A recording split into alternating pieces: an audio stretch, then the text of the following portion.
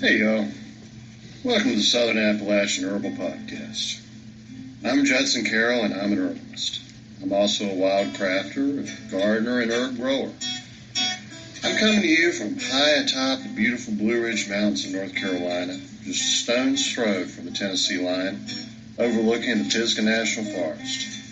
Absolutely surrounded by the bounty of God's green earth. I spent most of my life wandering these mountains and learning about plants from the old-timers and all sorts of characters. On this show, we'll talk about herbs and how to use them, how to find them, how to grow them, how to make preparations. We'll talk about a lot of things. We can also talk about permaculture, homesteading, foraging, and living off the land. Most anything, really. You can email me at southernappalachianherbs@gmail.com if you have a question or a comment. You can also contact me through the Grow Network, where I'm a regular contributor and a moderator for the forums. And my blog is, of course, southernappalachianherbs@blogspot.com. All right, y'all. I'm going to sit my guitar down and let's talk about herbs.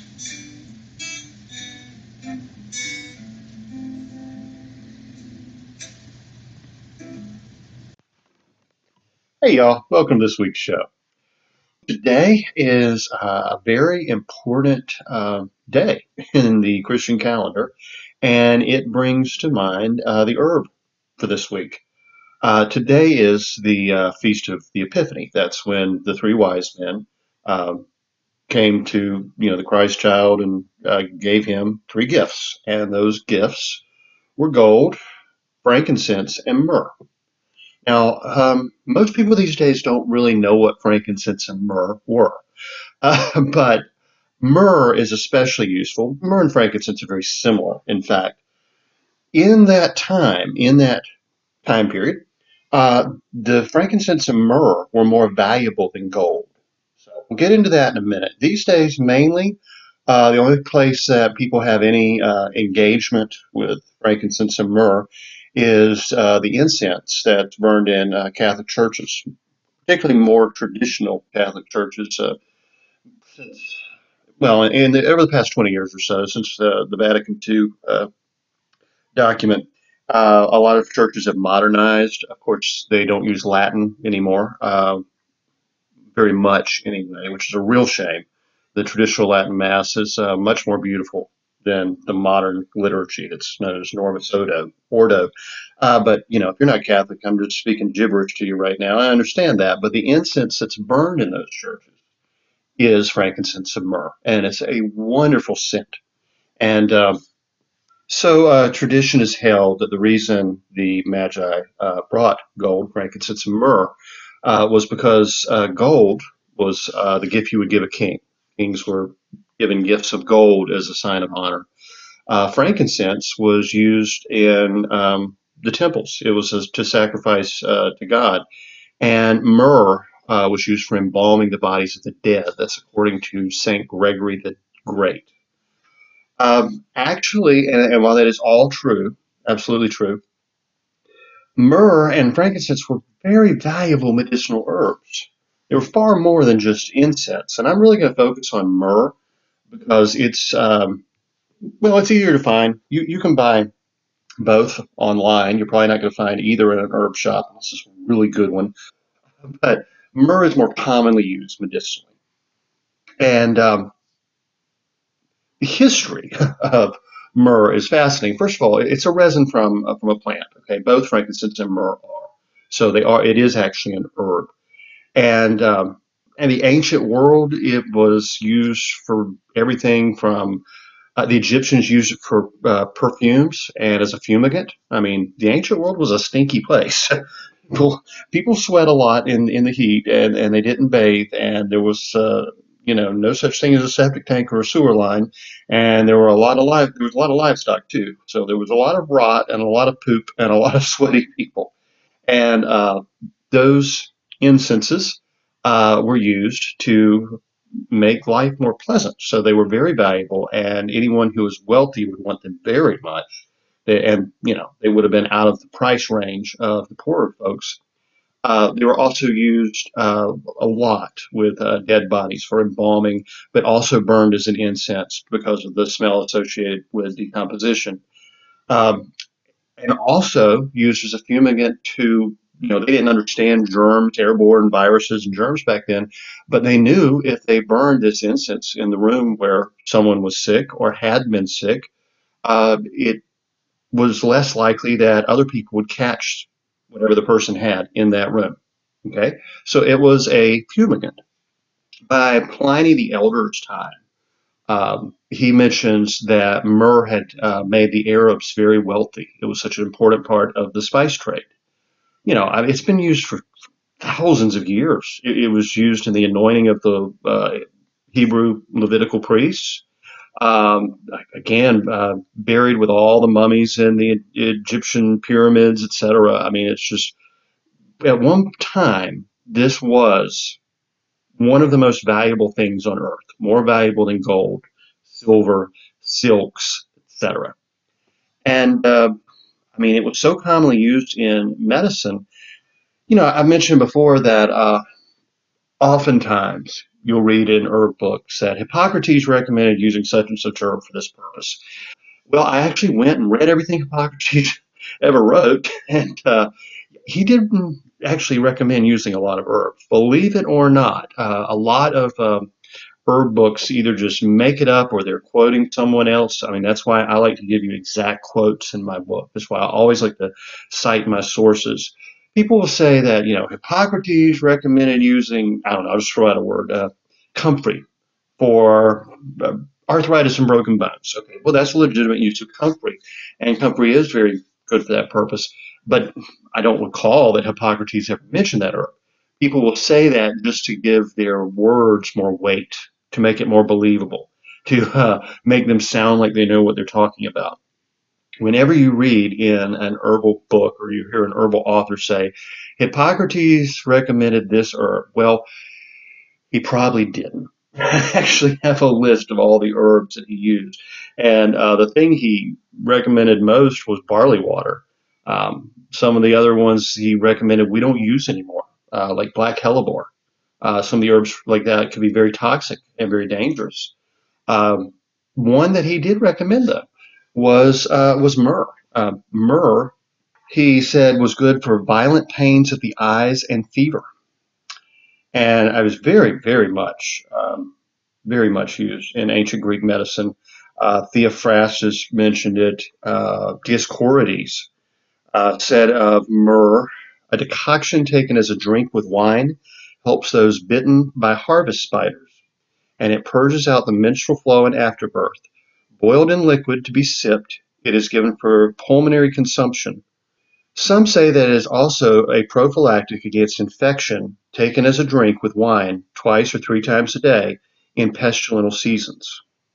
And it's important to know that many people don't recommend internal use of myrrh, and at least not in very large doses. But it is in the Swedish bitters. So if you have the large Swedish bitters or the great Swedish bitters, you get a nice small dose of myrrh each day. And the Swedish bitters are excellent for curing, and I guess I'm not supposed to use the word cure, right? So they're an excellent remedy against colds and flus and all that, and help prevent. That they're a good immune strengthener, and they help prevent those infections. Saint Hildegard von Bingen recommended the scent of myrrh for bad dreams. So you'd be keeping some beside your bed, perhaps even burning it as incense. She was an abbess, and so she would have been around myrrh like all the time. She said it was good for melancholy and emotional issues, even those caused by bad spirits. Yes, it has long been believed that incense of frankincense and myrrh drive away evil spirits. If that's something that concerns you, that might be a good reason to get some of that incense. And yes, you can actually buy it. Any store that sells Catholic items, we usually have some, whether it's a Catholic bookstore or it's a church supply store, because it is still used in the churches. I think if I remember correctly, the what they call the High Church Anglican churches use the same incense. probably some traditional Lutherans. So, I mean, you will be able to find it if you look for it. You're not going to find it in most herb shops, and you're not going to find it in your, neighborhood Christian bookstore. But if you go online, and especially if you look for anyone that supplies, candles and such to a Catholic church, missals and all that, they're going to have the incense, frankincense and myrrh. And it is a wonderful smell. It really is nice. Really nice. In German folk medicine, Brother Aloysius recommended myrrh to be used for weakness of stomach and intestines, mucous stomach, indigestion, irregular menstruation, leukorrhea, chronic chest complaints, fevers, inflammation, gas, piles, which is hemorrhoids, swollen liver, poor circulation, mucus in the lungs, thick, bad pus, mucus in the womb or bladder, as a mouthwash for rotten teeth and gums, ulcerations of the throat, and other complaints. So you can see, I mean, what a useful herb this really was. It wasn't just the scent. I mean, in the ancient world, this was essentially their antiseptic, their antibiotic, essentially good for digestion, good for clearing mucus and congestion, good for menstrual complaints, good bitter for the liver, etc. Be used in bites, stings, sores, bad teeth, and of course people didn't have dentists back then; they had rotten teeth, and myrrh was used for that purpose as well. Oh, I mean, uses throughout time are so many. Um, Miss Grieve in a modern herbal 1931 listed myrrh as astringent, healing, tonic, and stimulant. A direct emmenagogue, meaning it helps bring on menstruation. Tonic for dyspepsia, that's indigestion essentially. An expectorant in the absence of feverish symptoms. A stimulant to the mucous tissue. A stomatic carminative, exciting the appetite and the flow of gastric juices, and as an astringent wash. That it is used in chronic catarrh, that's congestion, pneumonia, chlorosis, amenorrhea. Um, there's that word I can never pronounce. Phthis.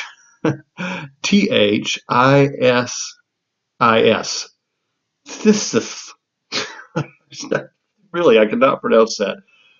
Phthisis pulmonalis. Anyway, that's a pulmonary issue. And often combined with aloes and iron. It's good as a wash for spongy gums, ulcerated throats, um, let's see, stomatitis. Tincture also applied to foul and indolent ulcers. Those are wounds that won't heal and are infected. It has been found helpful in bronchorrhea and leukorrhea. It has also been used as a vermifuge. So it was used to rid one of intestinal worms. So again, in the ancient world, when people really had trouble finding clean water, just about everybody had worms, whether they got the worms from the water, the food, etc. And myrrh has been traditionally used as a cure for intestinal parasites. She said that myrrh is a common ingredient in tooth powders. That's what people used to use for toothpaste. There's a very good tooth powder, by the way, if you want to get a good herbal tooth powder that the Grow Network sells. Check that out if you're interested in tooth powder. She said it was combined with other ingredients as a mouthwash. The compound tincture or horse tincture is used in veterinary practice for healing wounds. So myrrh was used in veterinary medicine as well. Now, interestingly, the late herbalist Michael Moore recommended myrrh for follicular conjunctivitis as an eye wash on the onset of styes. For acute periodontitis, all kinds of stuff. Painful inflammation, acute stomatitis, acute early stages of herpes used topically, acute sinusitis with ulcerations. He would include myrrh in a nasal spray.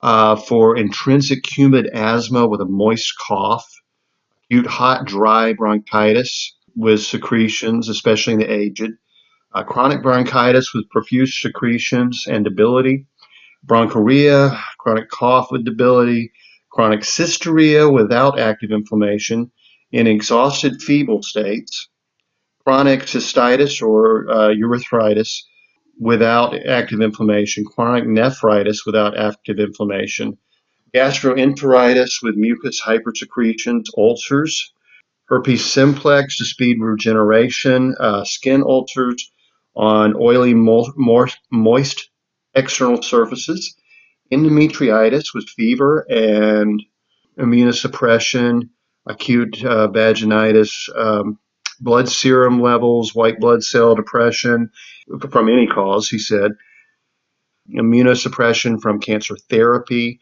immunosuppression with marked WBC depression to stimulate innate immunity for all cases of immunosuppression, and especially those caused from stress. So, as I said, really good herb. Let's see if there's anything in the physician's desk reference. So tell us if there are any contraindications or anything like that. Let's see. A physician's desk reference for herbal medicine says myrrh is stated to possess antimicrobial, astringent, carminative, expectorant, anticatarrhal, antiseptic, and vulnerary properties. I think I've already covered all those words. Carminative settles the stomach. Anticatarrhal means it release congestion. I think everything else is self-evident there. Traditionally, it has been used for ulcers, pharyngitis, respiratory cataract, common cold, furunculosis, another word I have trouble with, wounds and abrasions, and specifically for mouth ulcers, gingivitis, and pharyngitis. Myrrh's local astringent, disinfective, and granulation promoting effects are as a result of its essential oil, consisting mainly of sesquiterpenes and amyloids. In folk medicine, myrrh is occasionally used as a carminative for nonspecific intestinal infections and also as an expectorant for coughs. Folk medicine uses have also included stimulating the appetite and the flow of digestive juices. In Chinese medicine, uses include carbuncles, furuncles, wounds as a styptic, amenorrhea, and abdominal tumors. In Indian medicine, it's Ayurveda. Among uses in Indian medicine are for menstrual disorders, stomach complaints, wounds, ulcers, inflammation of the skin and mouth. Under contraindications, it says not to be used during pregnancy. Remember, any herb that has vermifuge properties, that helps get rid of intestinal worms and such, should never be used during pregnancy because it can be very dangerous and will probably cause a miscarriage and a lot of harm to the mother as well. Also not to be used while breastfeeding as well. But they say no health hazards or side effects are known in conjunction with the proper administration of designated therapeutic doses. So it's a safe herb, fairly safe. For some reason, it's not used a whole lot in modern herbalism anymore. Really, it's not terribly expensive. I just looked on Mountain Rose Herbs website. They have myrrh, and I think it was around $13 for 4 ounces. So when you consider that myrrh was once more valuable than gold, and now you can get 4 ounces for less than $15. And things have really changed, haven't they? One of my favorite uses for myrrh actually is combined with comfrey to make a salve. I take You can use anything from Vaseline to coconut oil. You can use beeswax. You can make salves so many ways. And I tell all about how to make salves in my book, Herbal Medicine for Preppers, Homesteaders, and Permaculture People. But just taking comfrey tincture and myrrh and some kind of base, combining that together to make a salve, it is so good. It is so good.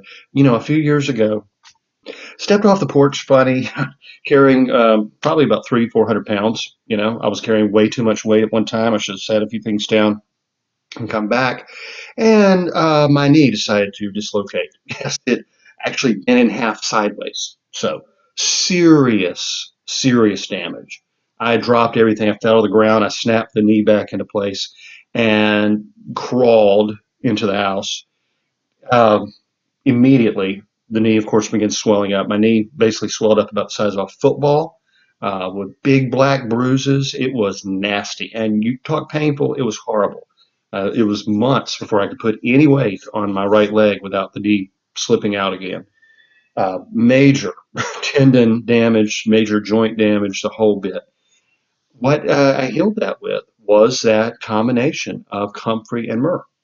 Comfrey and myrrh in a salve. I applied it 3, 4 times a day. I took uh, various anti-inflammatories like turmeric with black pepper and even, just regular aspirin and such. Of course, I didn't go to a doctor. I don't go to doctors. I walked with a cane for a while, and within just a few months, my knee really healed up. I mean, that salve was so effective in repairing that joint and reducing the inflammation, the bruising. Arnica, it was excellent too. Arnica is so good for all wounds and bruising. St. John's wort oil. I employed everything I could because I could not walk. Well, I couldn't walk at all for about 6 weeks, and then I was walking with a cane for a good 6 months. So I mean that was a severe injury. And yeah, the myrrh and the comfrey, the arnica, the St. John's wort, turmeric, it really fixed me up. I had a friend at about the same time who did the same almost. He damaged his knee in a very similar way, doing something completely different. But he was going in for X-rays and MRIs, regular physical therapy, having the fluid drained off his knee every couple of weeks. They wanted to do surgery. They were talking about a joint replacement. He was not getting any better, and I mean, he went probably 4 months with essentially no improvement.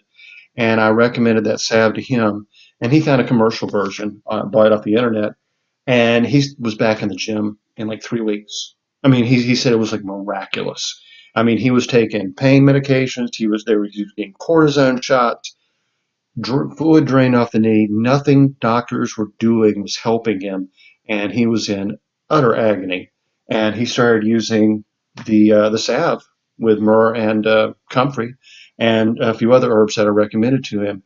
And let's just say in a month he was walking on that leg. So pretty miraculous stuff, actually. So definitely add some myrrh to your medicine cabinet. It's a great first aid herb, and according to tradition, that was one of the gifts given to the Christ child on this day. About 2,000 years ago. So it's a pretty pretty nice thing to think about, I think. But anyway, it is another cold winter day. Good day for soup. I wanted to give you a recipe out of my book. So this comes from the Omnivore's Guide for Home Cooking. And I want to give you this one because it's so simple and it's so cheap. I mean, with inflation and food prices being through the roof. Also, really good if you're a prepper to include in your pantry lentils. Now, lentils are a legume. They're a small member of the bean and pea family. They're almost kind of like a grain, but they're actually a legume. They grow very fast. They sprout very quickly. What's really good about lentils, I think right now, if I went to the store and I bought, 1 pound bag of lentils, they might cost about $2. Used to be able to get them for like 50 cents a bag. I mean, that's how much inflation we've had.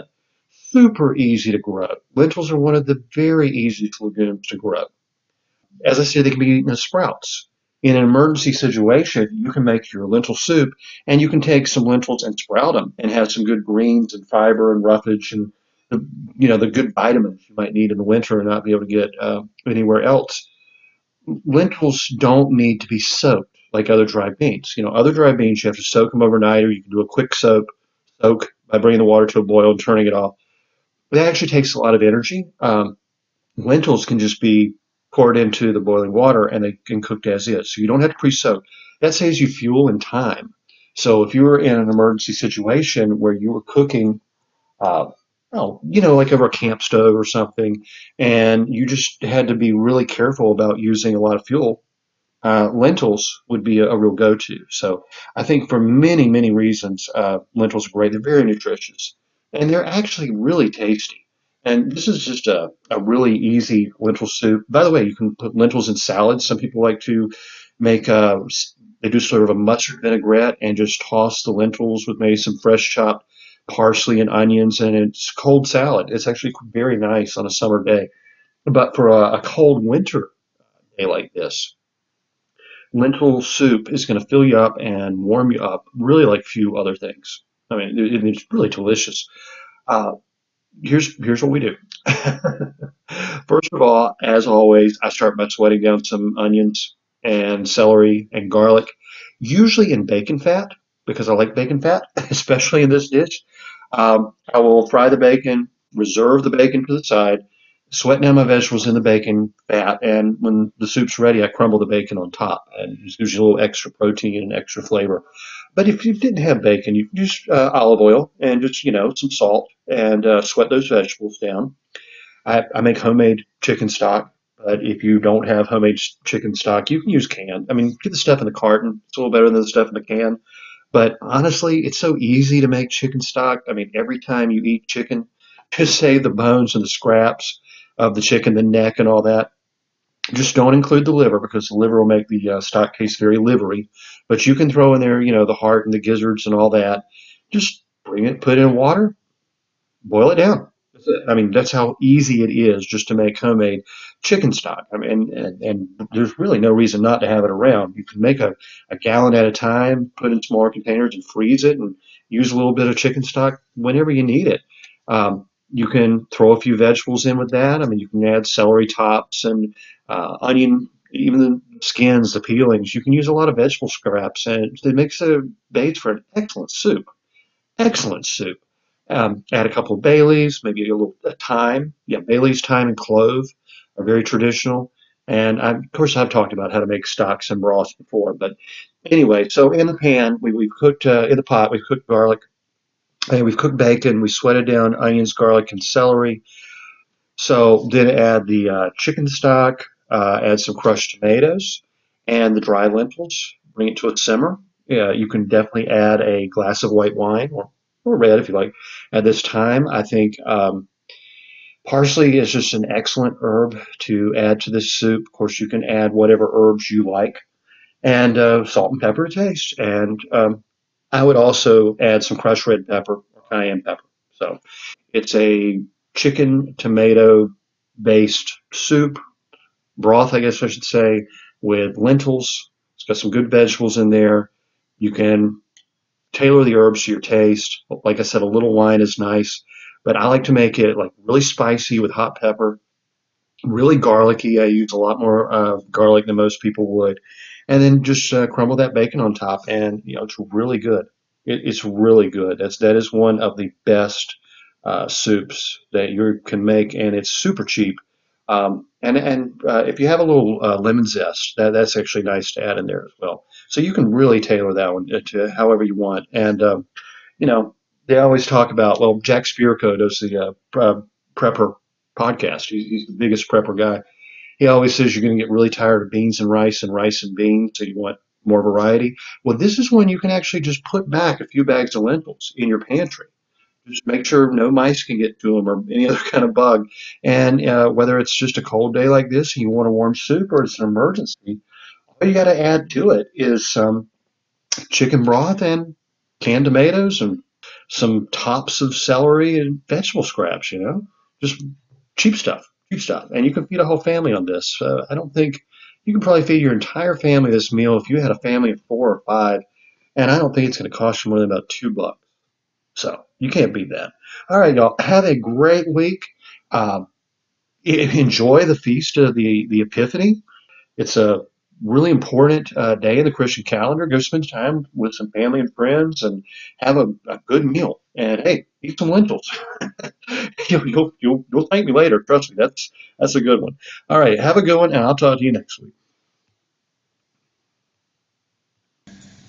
The information in this podcast is not intended to diagnose or treat any disease or condition. Nothing I say or write has been evaluated or approved by the FDA. I'm not a doctor. The U.S. government does not recognize the practice of herbal medicine, and there is no governing body regulating herbalists. Therefore, I'm really just a guy who studies herbs. I'm not offering any advice. I won't even claim that anything I write or say is accurate or true. I can tell you what herbs have been traditionally used for. I can tell you my own experience and if I believe an herb has helped me. I cannot nor would I tell you to do the same. If you use an herb anyone recommends, you are treating yourself. You take full responsibility for your health. Humans are individuals and no two are identical. What works for me may not work for you. You may have an allergy, a sensitivity, an underlying condition that no one else even shares and you don't even know about. Be careful with your health. By continuing to listen to my podcast or read my blog, you agree to be responsible for yourself, for your own research, make your own choices, and not to blame me for anything ever.